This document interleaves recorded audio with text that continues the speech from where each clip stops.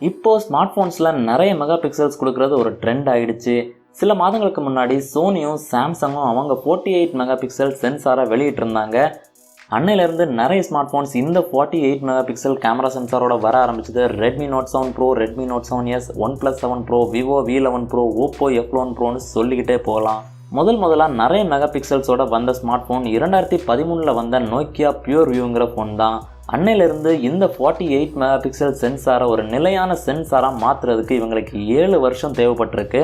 இது ஒரு பக்கம் இருக்கிறப்போ சாம்சங் இப்போ இன்னொரு படி மேலே போய் ஒரு 64 மெகா பிக்சல் கேமரா சென்சாரை லான்ச் பண்ணியிருக்காங்க.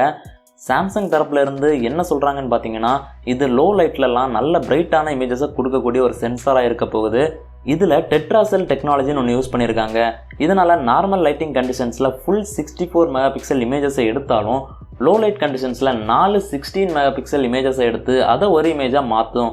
இதனால தான் லோ லைட்லேயும் இமேஜஸ் பிரைட்டாக இருக்க போகுது. இப்போது புதுசாக வந்திருக்கிற ரிப்போர்ட் படி சாம்சங் A70S தான் இந்த 64 மெகா பிக்சல் கேமரா சென்சாரோட வரப்போகிற ஃபஸ்ட்டு ஸ்மார்ட் ஃபோனாக இருக்க போகுது. சாம்சங் எப்போவுமே இப்படி தான் பண்ணுவாங்க. அவங்க புதுசாக ஏதாவது ஒரு டெக்னாலஜி கண்டுபிடிச்சா அதை ஃபஸ்ட்டு அவங்களோட பட்ஜெட் மிட்ரேஞ்ச் ஸ்மார்ட் ஃபோன்ஸுக்கு தான் எடுத்துகிட்டு வருவாங்க. அதுக்கப்புறம் அது சக்ஸஸ் ஆனால் மட்டும்தான் அவங்களோட ஃப்ளாக்ஷிப் ஸ்மார்ட் ஃபோன்ஸுக்கு கொடுப்பாங்க. அதனால் இந்த 64 மெகா பிக்சல் கேமரா சென்சார் சாம்சங்கோட அடுத்த ஃப்ளாக்ஷிப் ஸ்மார்ட் ஃபோனான சாம்சங் கேலக்ஸி நோட் 10ல் இருக்காது.